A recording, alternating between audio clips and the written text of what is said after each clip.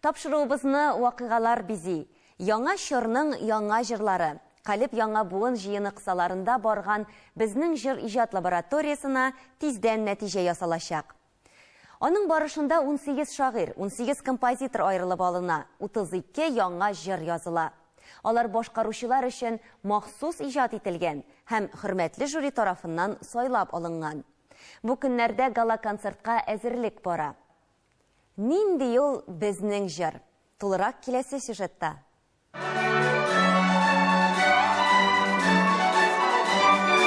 Тинчурин театрында оркестр белән репетиция бара. Яшь җырчы Илгиз Мөхәддинов әле бу ел гына консерватория һәм училище тәмамлаган. Төрле лабораторияләрдә катнашырга тырыша, яңалык эзлим ди. Монда килгәндә башта бөтен нәрсәне аңлап та бетермәгән идем әле иң башыннан. Аннары аңладым, бу төп ниндидер фикере минемчә бөтенебезне берләштерү. Композиторлар, җырчылар, шагыйрьләр, чөнки менә җырчыларны без барыбер үзара ничектер аралашабыз бит инде. Менә шагыйрьләр белән менә мин үземә карата күрешкән юк, белмимдер, беләдер, менә каләп бар икәнен, анда яшь шагыйрьләр. Шунда алар белән күрешү. Менә бөтенебезне белү, композиторларда, чөнки һәр елны консерваториядан да яки нинди төбәкләрдән композиторлар чыга бит инде. Без алар турында белмибез. Лабораторияның максаты уртак иҗади мөхит тудыру, яңа әсәрләр иҗат итү һәм милли җыр фондын тулыландыру. Шагыйрь, композитор һәм җырчыны берләштерү идеясе 7 ел элек Калип яңа буын җыены башланганда туа. Ул вакытта да аерым кичәләр уздыралар. Мондый масштаблы рәвештә бу беренче тапкыр үткәрелә. Безнең җыр лабораториясе шартлары буенча профессиональ эшлек ярты ел дәвамында яңа җырлар иҗат итәргә тиеш. Мин әле хәтердәйм, 70-нче, 80-нче елларда без Идел лагерында яшь җырчылар, яшь композиторлар, яшь шагыйрьләр җыелышып, аралашып, шул кадәр матур әсәрләр иҗат иткән идек. Ул вакытта безнең Луиза Хәйретдинова кебек композиторларыбыз барлыкка килде. Батыр Болгар, Резида Ахиярова, Рәшит Абдуллин һәм алар белән бергә без шагыйрьләр ярыша шигырьләр яздык һәм әйткәнемчә ул елларда бик матур җырлар барлыкка килде. Мин инде соңгы елларда бик тә борчылай идем. Нишләп яшьләр бер-берсе белән аралашмый, бер-берсенә шигырьләр язып, музыка язып, яңа җырлар дөньяга китерми дип бик борчыла башлаган идем. Менә Кореев театры бу мәсьәләне күтәреп чыкты һәм бу бик тә игелекле гамәл булды. Беренче этапта бер композитор шагыйрьләрне шыбага буенча очраштырсак, икенче этапта без инде үзебез сайладык. Махсус моңа кадәр Калиптә инде оешкан тандемнарны без тараттык.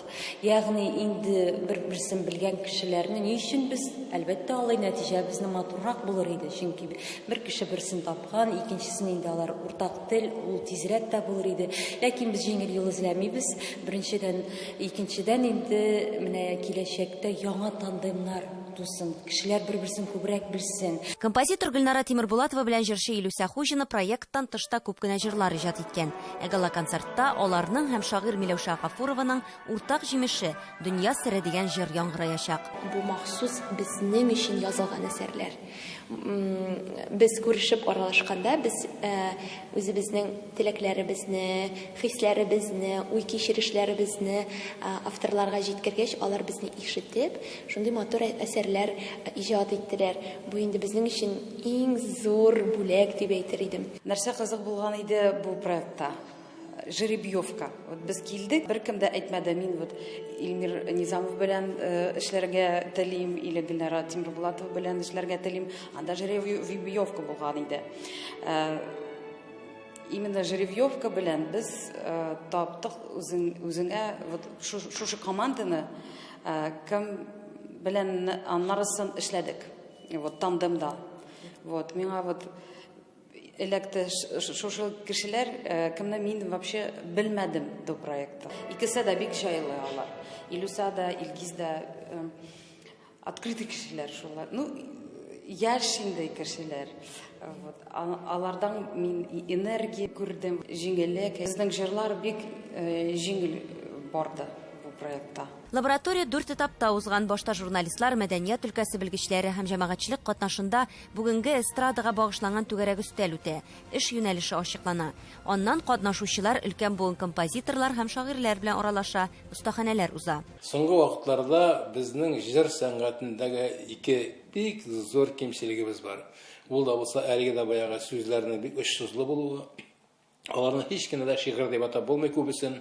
Bir 90-95% җырларның сүзләрен мен бүген көндә бөтенләй игътибарга алмас идем, алардан җыр ясарга тырышмас идем. Икенчесе, соңгы елларда безнең музыкабызда, татар җырында, татар вокал сәнгатендә миллилек кимеде генә түгел, хәтта соңгы чиккә җитте дип әйтергә була. Менә без бәя биргән вакытта экспертлар шуңа игътибарны юнәлтергә тырышты.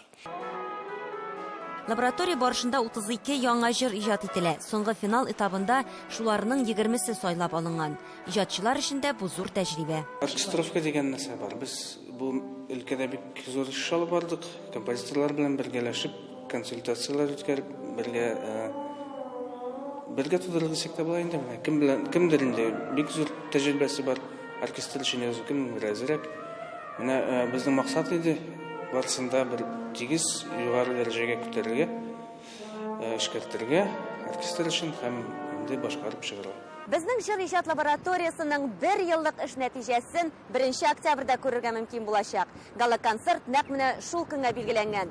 Әлеге масштаблы чара Габдулла Тукай исемендәге Татар дәүләт филармониясендә узачак. Бу көнне үзләре өчен махсус язылган җырларны Филүс Кахиров, Илмира Калимуллина, Айгөл Хайри, Зәринә Вилданова кебек җырчылар башкарачак.